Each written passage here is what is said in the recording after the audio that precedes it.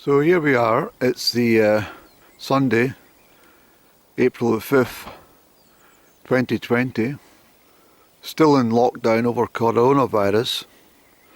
I'm a couple of hundred yards west of Gilmerton, near Crieff. I'm in amongst the birches. The purpose of being here, of course, is to tap a couple of trees for the birch sap.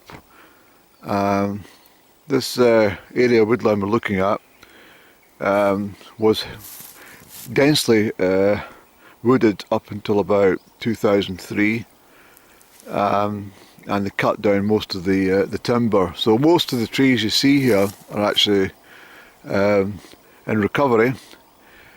Some of the birch, of course, on the periphery here in my estate, these have been here a bit longer, so that's where I'm going to choose. I'm going to take a sample of this birch here.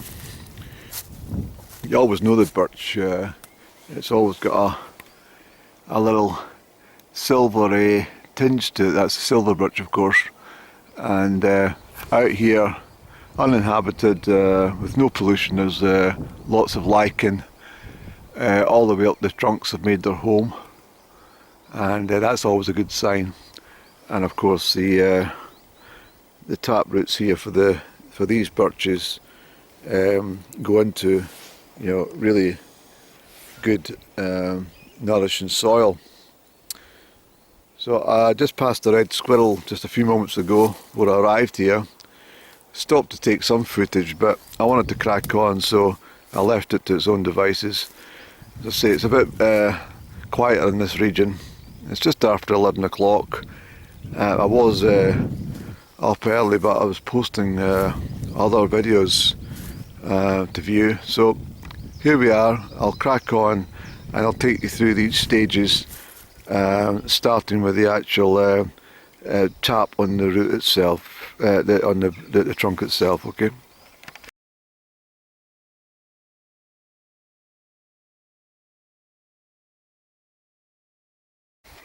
So here we have, we've secured the bottle to the birch tree, and the sap will come out at its own pace, ever so slowly. It's quite time consuming. I'm a wee bit concerned that this bottle, this container, has actually got a hole at the bottom. You can see it drips. That's what we want. There's a little bit of sediment in the bottom of the bottle, but that doesn't matter because we can filter that. Just put it through a strainer. But I'm just concerned that this carton's got a leak, so I might have to pop up to the house and get another jug or carton of some sort. That's what I'll do. See how it goes.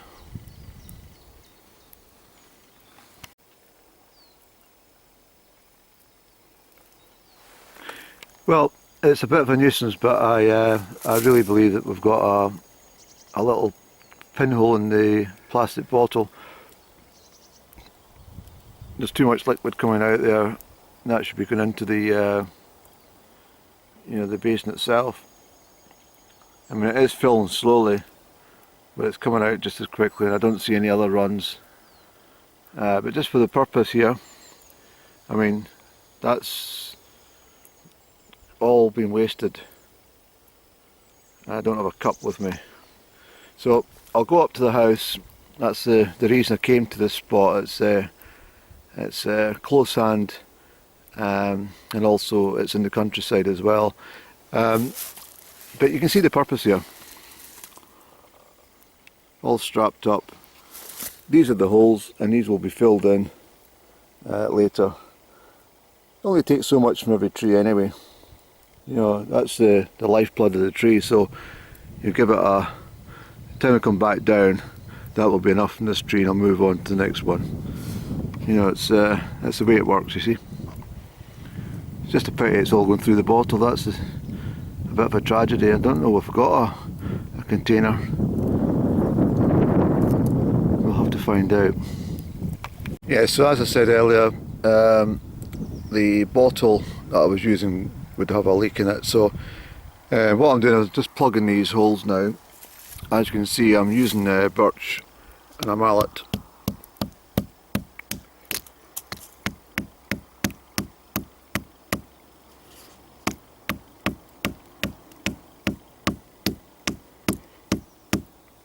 Now that won't do the, where am I?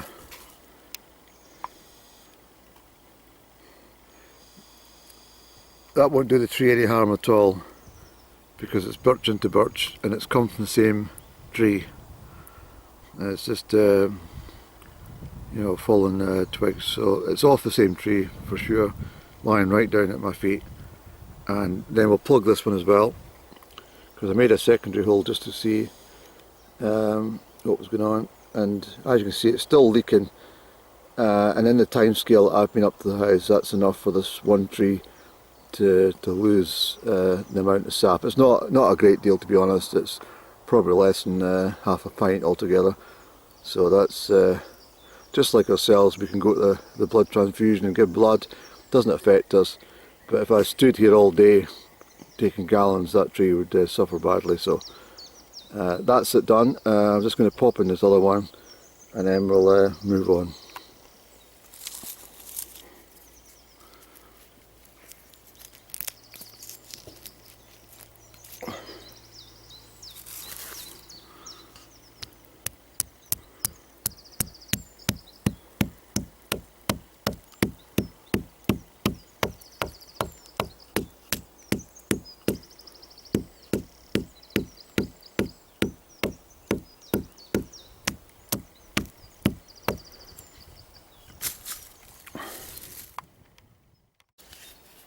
Now, using my handy little saw here, I've just trimmed off the edges and hammered them in solidly, and as you can see, you wouldn't know I'd been here at all.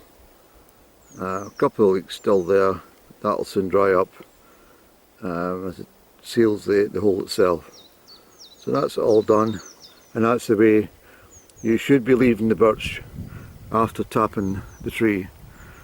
I'll be doing some more, so I've got some plastic jugs and stuff. I'll collect what I can, not looking for a great deal, just really for the purpose of display, and also I'll show you me drinking it straight from the tree. So we're in a much more mature birch. You don't need to go into the bark much at all, maybe quarter of an inch, half an inch at most, depending on the width of the trunk, of course. So this is an old birch, probably about 25-30 year old, maybe a bit more. And as you can see, I've got it straight into the container. It's a plastic jug which will then transfer the clear liquid into a bottle. Sorry. I'll show you the liquid as it fills up, and we should get about a pint from this tree, and I'll transfer that to a plastic pint bottle, and that'll do it for today. I'm not here for, you know, for a gallon, but there are some I wouldn't say professional tree sappers, but there are some who go and tap multiple trees at once, and then they freeze the liquid and use that when they want. As I say, there's a very short window when this can happen, and generally it is in the month of March,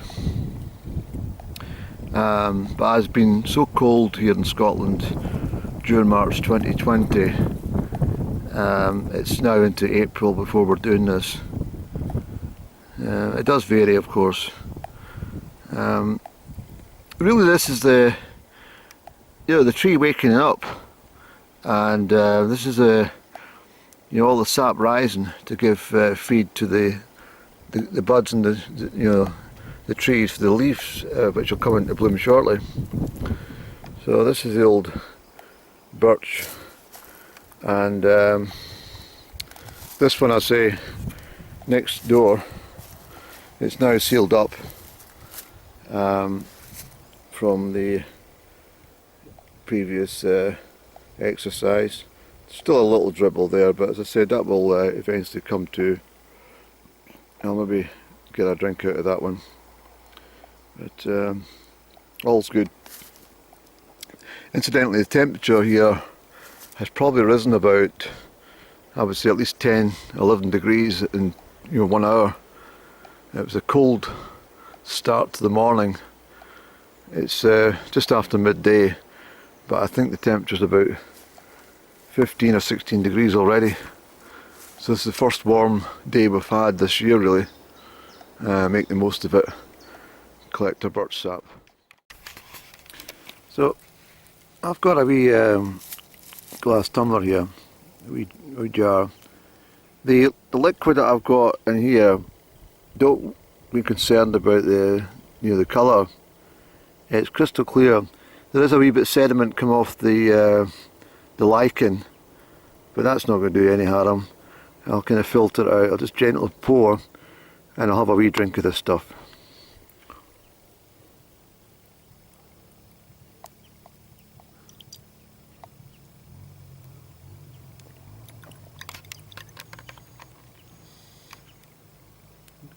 See how clear that is, eh?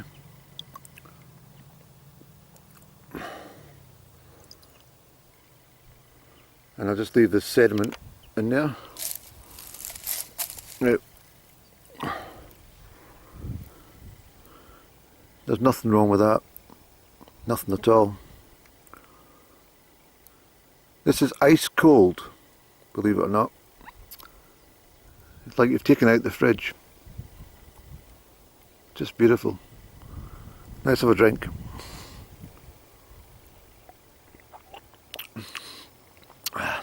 Oh dear.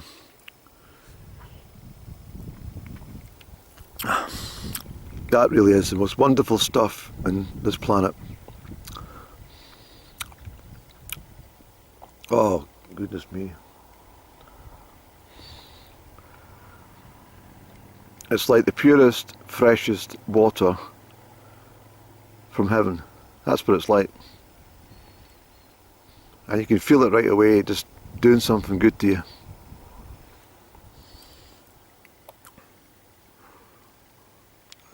Let's have another little drink.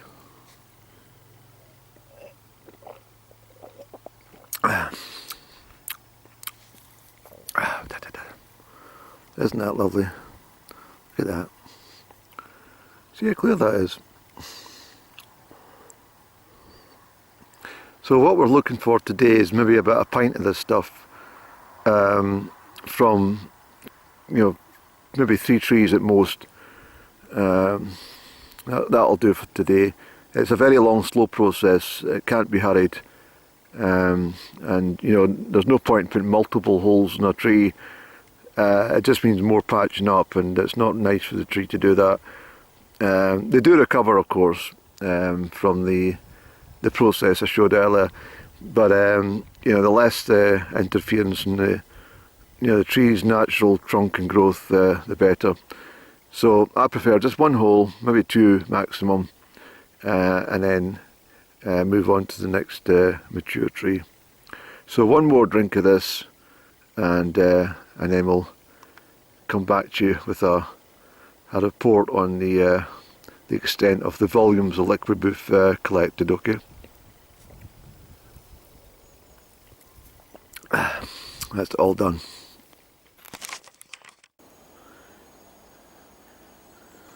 So as you can see, you don't need an awful lot to start gathering.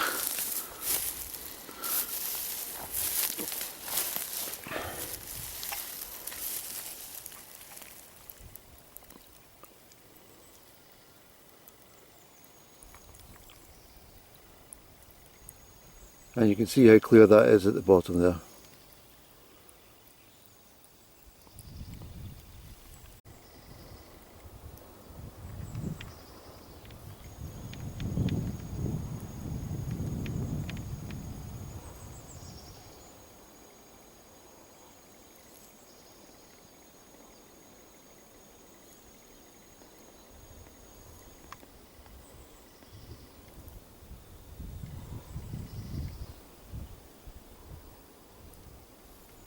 So back at the original tree, as you can see, it's all stopped now.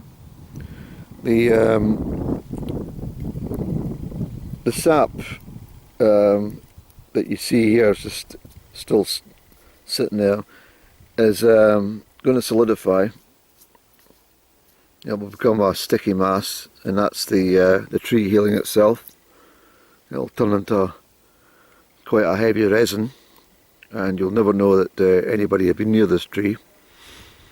And you know, like the Scots pine and stuff, the resin from these trees in the olden days, that was their source of glue. They would take the resin from the pines and store it and use it as a, you know, as an adhesive. Here's another thing. I know it's a bit early to show you the buds and leaves and the birch, but when the leaves come out in the next few weeks, maybe the next few days actually, the temperature reach the 20 degrees as suggested earlier on in the forecast. But anyway, the leaves here, they make an excellent tea. All picked and dried. They're a delicious tea any time of the year, of course. And in autumn, these birch leaves will, you know, once they start to go back, they make an excellent hair dye, and they were used in the olden times by females to colour their hair, so to speak. I don't know if it's realistic to expect people to dye their hair with birch leaves nowadays, because I'm not sure the tannin content on them, you know, like oak trees and stuff, and I think it may be quite dangerous to experiment with the leaves for that purpose. But certainly for you know, tea uses. Now I'll list more for you, what you can use the birch for. I'm going to pop over this fence. I want to show you this sphagnum moss. In fact, I could just show you without climbing over.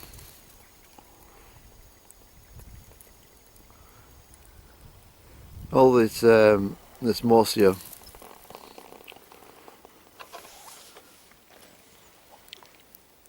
This is a great benefit, this moss.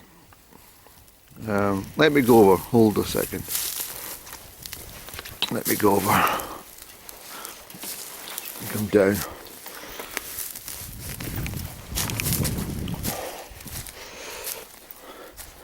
Come right in here. I'll show you the moss.